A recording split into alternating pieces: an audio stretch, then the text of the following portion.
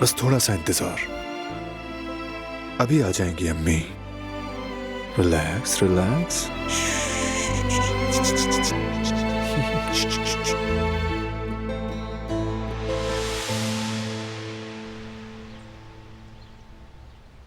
सारी पेस्ट्रीज को serving plate में रखने के बाद कुनाफा पर ऊपर से अखरोट भी छिड़क देना।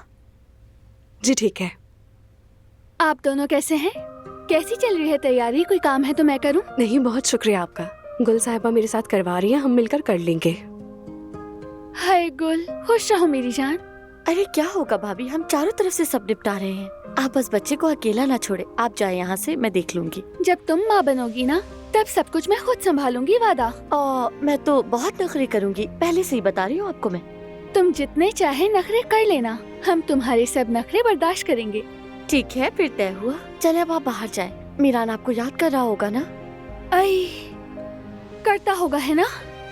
काश तुम जान सकती, मैं भी उससे अलग नहीं रहना चाहती। चलो ठीक है, फिर जा रही हूँ मैं। आपके काम में आसानी हो। बहुत शुक्रिया। ये बिस्किट लीजिए और इसे खाते हुए जाए।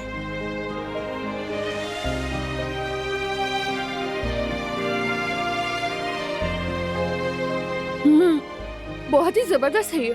खुश रहें। शुक्रिया।